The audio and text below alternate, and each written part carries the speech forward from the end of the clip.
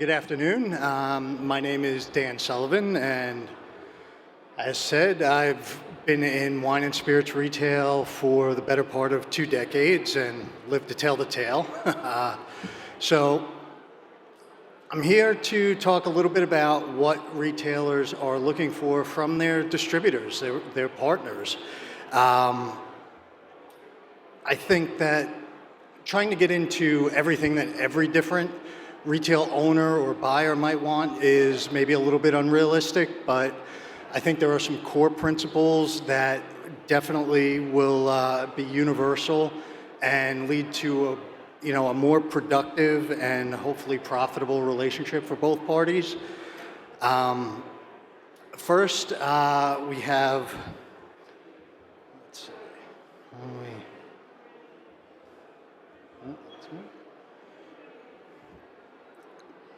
what I call sort of best practices. These are things that, in speaking with a lot of the principals in not just the Buy-Rite network, but other retailers in New York and New Jersey, these are just things that have come up over and over again when I ask them about what they're looking for and what kind of makes things work for them.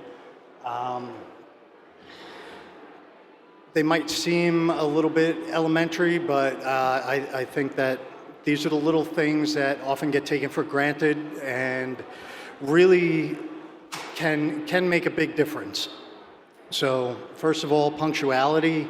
I know this one seems really obvious, but we all, I think, know that there are definitely some people that you can count on not to be on time, and that can just, when that becomes habitual, it can be a real problem. So I think especially when you're trying to open a new account, this is very critical.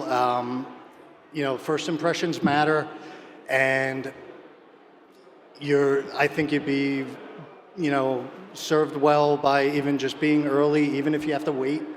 I think it shows that kind of commitment and professionalism that can't be underestimated and honestly is really appreciated on our part. I think hand in hand with that, always make an appointment. I know it's not always feasible, but when you're trying to juggle, sometimes dozens of sales calls every week, it can be a little bit unwieldy, and being able to have, being able to just have a schedule of when you can expect people to come in and what you expect to talk about, whether it's tasting through product or just, touching base on a couple of key issues. It just makes all the difference in the world in being able to manage our time, and especially when there are so many other things involved in running a store that, you can't always just stop and drop everything to take a meeting. Even last minute, even just a quick phone call or a text just to give us a heads up, can I stop by? It's not always possible to accommodate, but it really is, again, it's very much appreciated.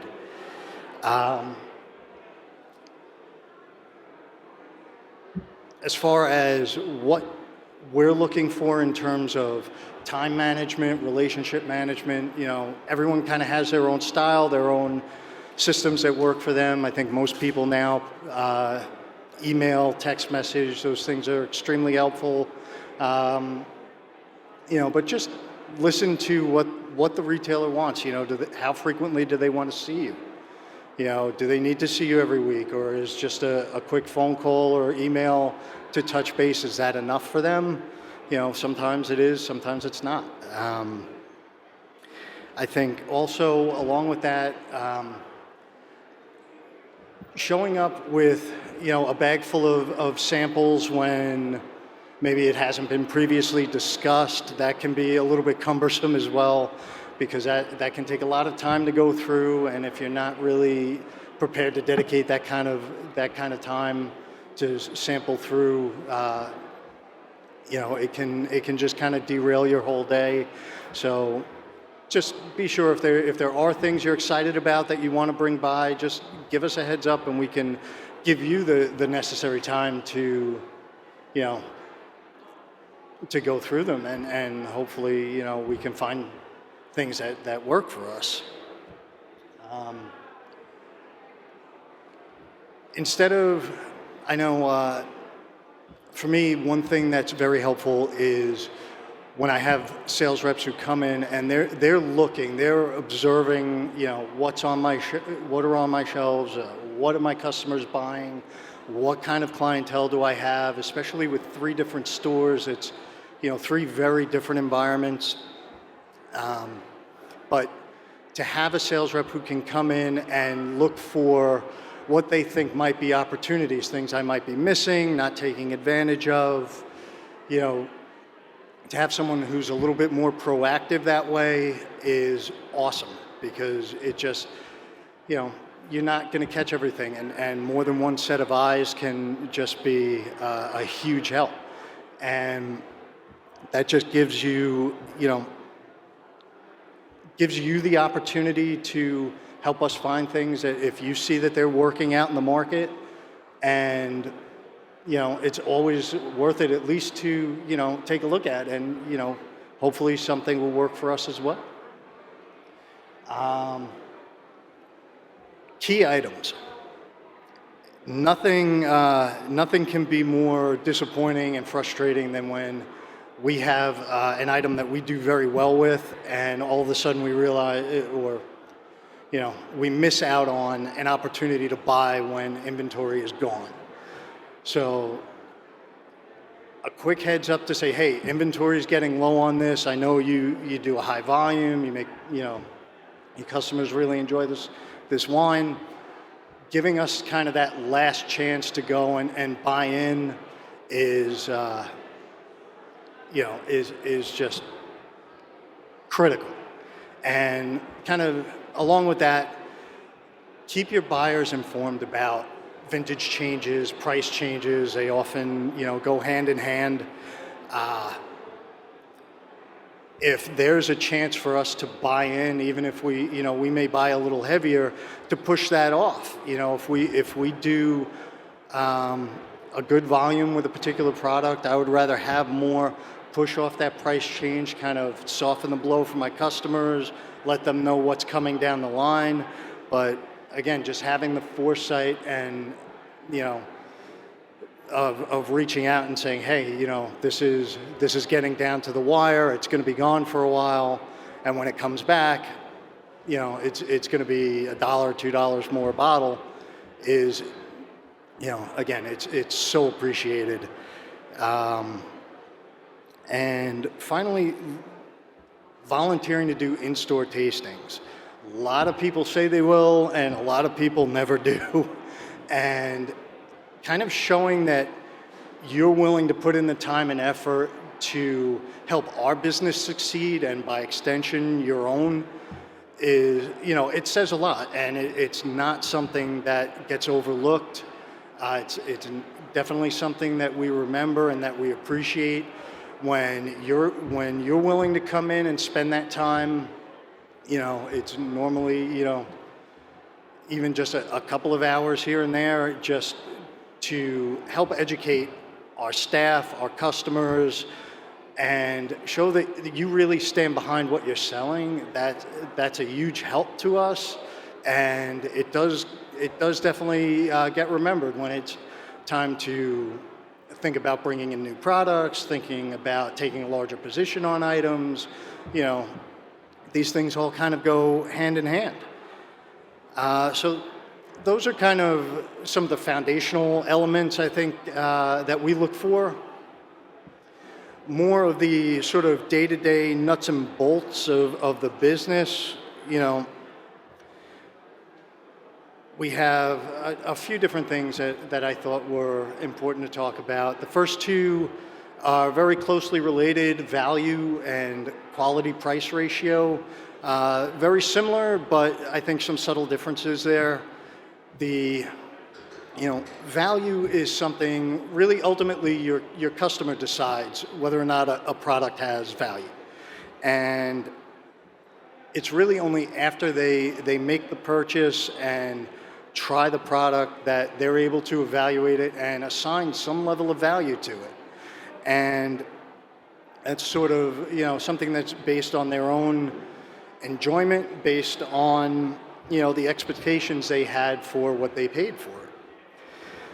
Quality to price ratio, again, is another relative and subjective measure, but this is sort of the perceived value of a product when weighed against exactly, the price you had to pay. And for some people, there's no level of enjoyment, there's no value that justifies spending over a certain price point. Just like for some people, there's just the fact that a product costs a certain amount is a large part of why they enjoy it and why they purchase it to begin with. And why you would hope the quality would be inherent in every product you have.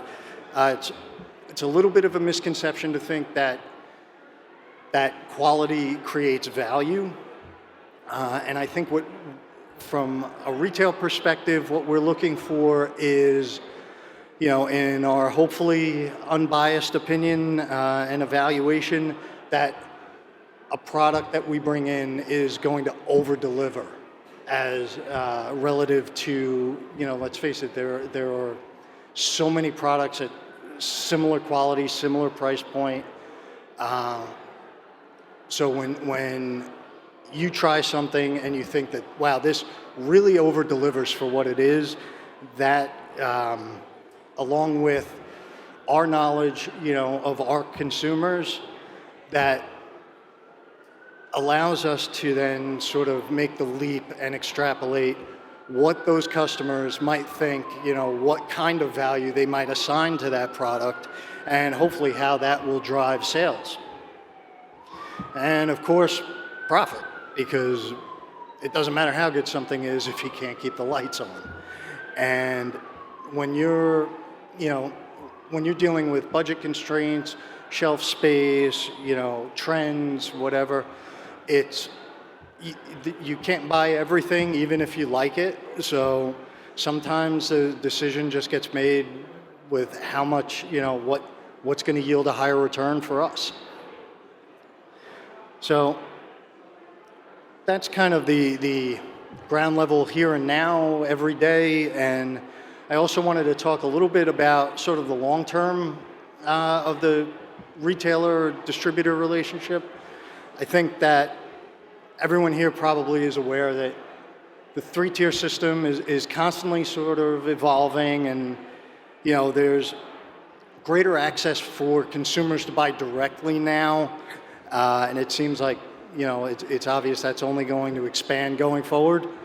You think about Amazon.com, it's been no secret that they've been trying to get more involved in this industry for years. And while they do some direct sales in a few cities and have some other limited services throughout the country, they're constantly lobbying for things to change. And ultimately, I think their appetite is big enough that they'll want to be able to sell any and every beverage alcohol product everywhere in the country. And while the impact to the retailer is something I focus on and is something that I'm acutely aware of, I think that it also it's not a huge leap to think that given their logistics and shipping infrastructure, that this could have a huge impact on the distribution tier as well. Because why do they need your trucks? Why do they need your delivery guys? And I think that that's something that both sides need to think about. So with that in mind, I think just as the landscape of the beverage alcohol trade continues to evolve, I really do believe it's still the retail space that offers the best chance to inform, educate, and excite customers about what is in the marketplace. Being able to engage face-to-face every day and share your thoughts, share your opinions, and ultimately offer them some alternatives that, when you get to know their tastes and earn their trust, that they're willing to take your recommendations. It's a great and very unique position to be in for us. And by extension of that, we rely on our distributors to do the same thing for us and keep us in touch with the producers. It's your knowledge and your expertise that ultimately informs us. So, I think understanding and being involved more in a real partnership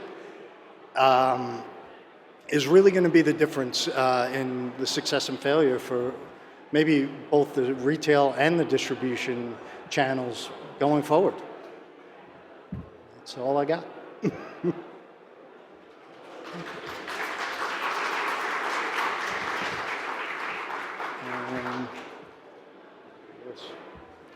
If anyone has any questions, thoughts, concerns, sir?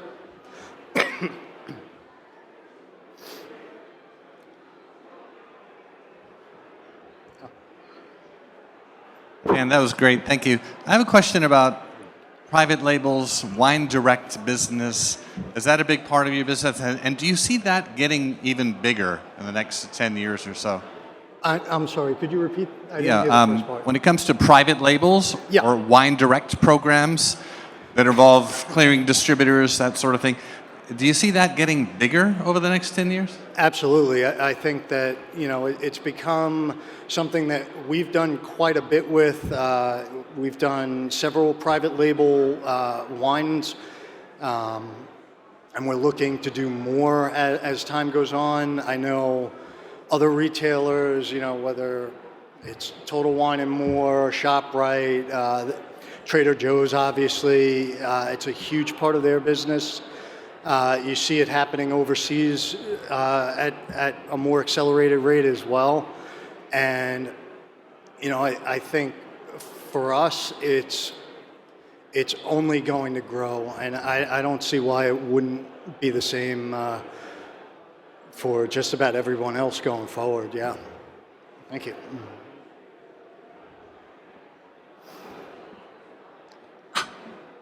Do you see the wine clubs like NPR Wine Club, the Wall Street Journal Club, all of this proliferation of online sources of wine eating into your business?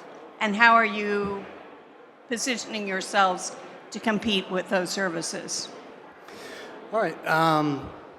What we've seen more from things like that, like if it's more if someone reads, Eric Asimov, and he gives his 10 best wines under $20.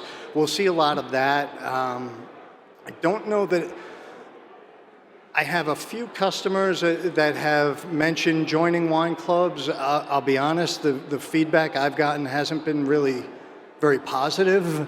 I think that they feel like, maybe the quality isn't always there. They might find, one winner out of, a shipment of wine. And, I think, again, just being able to, in our position, we're always looking to have the opposite reaction, right? Whether it's a $5 bottle of wine or $100 bottle of wine, I want the customer to come back and say, wow, I would have paid more for this, as opposed to saying, yeah, it was okay. I felt like, you picked 4 wines for me, and a couple of them were fine, a couple of them were not so fine. So I don't know that I've really seen too much of a direct influence in our business, but yeah, sorry, I don't have.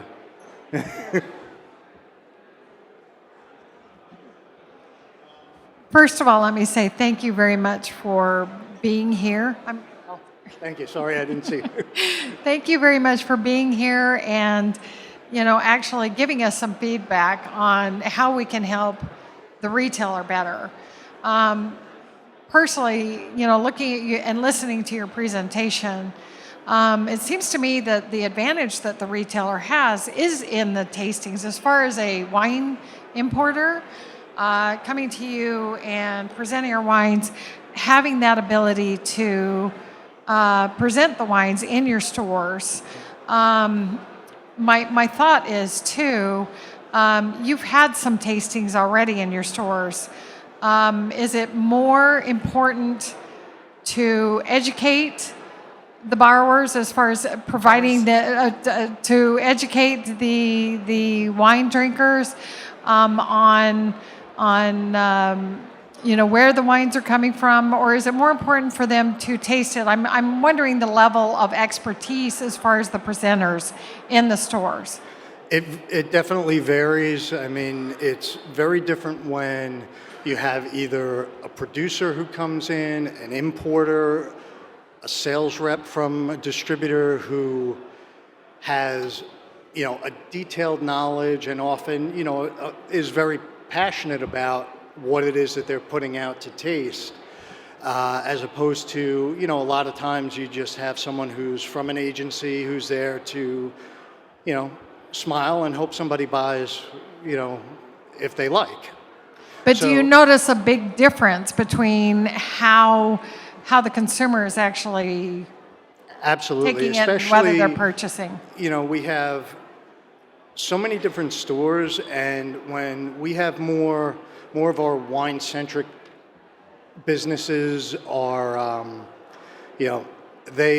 those customers love to hear the stories. They want to hear about the provenance of the wine, what makes it special, what makes it something they should care about, and why is it something you care about? And sometimes it's the fact that you do excites them enough that they're willing to take a chance on it, maybe step outside their comfort zone, and as opposed to someone who, I think it makes a huge difference. I think that, there is that level of expertise can kind of bring somebody along, even if it's something that maybe they were not interested in trying in the first place. If you believe in it and you show them that you care about it and you know about it and you're excited to help them know about it, you're going to get a very different response than someone who's just pouring and saying, "What did you think?" We have time for one more question if we have. I see one in the front. Oh, okay. No, that's okay. We'll do two. You can do two. Could you give us a little context on how you communicate with your distributors in terms of SKU movement, the seasonality of different things, and as a piggyback, what technology you might use to help communicate that? Most of our communication is for me is either in person or via email. I will sit down, especially with some of our larger distributors, and go through movement reports with them. I'm able to run things off of our POS, and they obviously can run things off of their back end as well to see, particularly with seasonal items, because when you see something sell through and then it's sort of off your radar for a few months, and it's great to have a distributor who's kind of on his game and say, "Hey, look, Dan, the new vintage of XYZ is coming in. You guys sold, 112 cases last year between the three stores. What do you want to do?" And that's a huge help. And like I said, we're able to run and just sit down and go through, say, all right, this product all of a sudden is taken off. Why? What do the inventory levels look like? What does the future for this look like? And so it's kind of a two-way street, which is my preference, to be honest. Again, it's always nice to feel like you have partners instead of just order takers.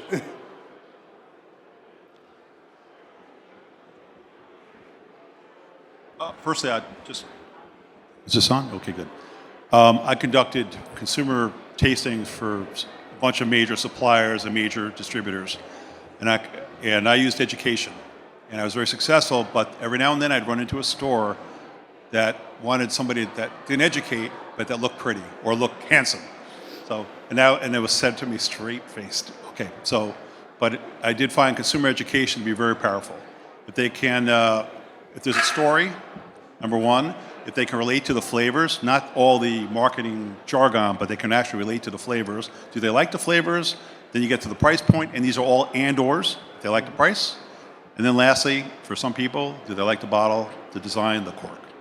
Okay. My questions for you are on the retail markups side. What do you consider to be the range for retail markups, and what do you consider to be the maximum reasonable retail markup? Whether you're asking for it now or not, I just want to know for myself for pricing perspectives. Just in terms of price range, you mean? Or? Markups, yes. In other words, me as a wholesaler selling to a retailer. Oh, in terms of... I hear a whole range of things. You probably have a very good, thumb on the pulse as to what the range is in the marketplace. I mean, some people tell me they want 100% markup. Some people tell me they want bottles given to them, freebies, which I don't have to comment on that one. Free is great, but sometimes that implies something about the quality as well. Markup, it's tricky because when you're talking about something like a national brand, a lot of times, especially in New Jersey. Well, assume it's not a commodity. Okay, so if we're not talking about commodity wines, so much of it has to do with what its presence is in the marketplace.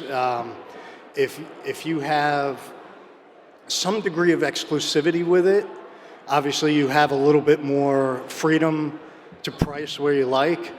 If it's something that, even if it's not something that the stores around you carry, maybe, but throughout the state, assume that's the case. And you have to worry about wine searcher, that can be an issue. So, what you like to see, I mean, for our higher volume stores, I mean, you're hoping to be, somewhere between 20 and 25% is, I think, reasonable. We have certainly, you love it if you can make more than that, and you can, on certain things, depending on the velocity, you could stand to make less. But, you like to, for us, we like to be in that 20-25% overall ballpark. What do you think would be the maximum reasonable retail markup for somebody? I say maximum, but I'm also saying reasonable. Yeah. So much of that, I think, depends on cost of acquisition as well, because... In percent. I mean, we've had things that, we'll mark up 100%. Okay. And again, if a 100% markup has you out on the shelf at $11.99, it's pretty reasonable. If 100% markup has you out on the shelf at, $119, it's probably less reasonable. But, I would say that outside of that extreme, I would say 50% is probably something that, most people could live with. Okay, thank you. I mean, that's coming in handy for me personally. And I just have one more question for you. Sure. When approaching retailers, okay, people that I talk to that have been in business for a while, and I'm not going to second guess you because, you've got a big name behind Feel you. free. When approaching retailers, I was told to ask you, not you personally, but, what do you think of the wine? Like if I'm having samples sent to me, what do you think of the wine? What do you think you could retail it for? Then I'm assuming they're going to back out their markup that they want. And then, therefore, that's what I need to sell it to them for. And then it's really an issue of what am I buying it for with all my costs? And it's either higher or lower, and it either makes financial sense or it doesn't for me. Okay, interesting. Do you have any other suggestions for approaching retailers? Well, how are you approaching them, in person or? In person. Yeah. And by the way, I haven't approached them yet. I'm getting ready, the baby's getting ready to give birth. Oh, okay. Excuse me, you get the point. I wish you luck. So this is sort of like a market research endeavor for you at this point. Then you're sort of trying to figure out, from working from the top down, I guess, instead of from the bottom up. Well, that's what I was advised to do. I'm Okay. getting ready to start, bringing in samples and to start going around to people that I know and talk to them about wine. I've worked in their stores, conducting tastings, consumer tastings, so I Right. know them. I know how the And- customers respond. Right. I know what they care about, but just in terms of, I just want to make sure that I meet their needs, and Right. that if they're interested in something, if I'm having a pallet or a container brought over, that there's a meeting of the minds. And so you're essentially you're going out and you're showing your wine and you're saying, okay, what do you see this out on the shelf at? Yes. And I'm just curious to see if you get a pretty consistent response, or are your responses, I'd be afraid that if I was doing it in that way, that someone would tell me $10, someone would tell me $30. It's even dealing with people with educated palates, I find that sometimes you get a wide variance of what people perceive a wine to be worth. So I might be careful with that. And obviously you're going to know what the cost of producing that wine is to begin with. So, I think to have an idea of where you want to be ahead of time, it would probably serve you well. Getting their feedback is certainly, would be important, I think, especially if you're looking to make inroads and say, okay, well, if you see this out on the shelf at $19.99, but, I can offer you exclusivity if if this is your baby, then, if you go and take a position on this at a pallet or 2 pallets or whatever it is, I can get that cost of acquisition down. You could put it out maybe less than $19.99, or, run a special on it.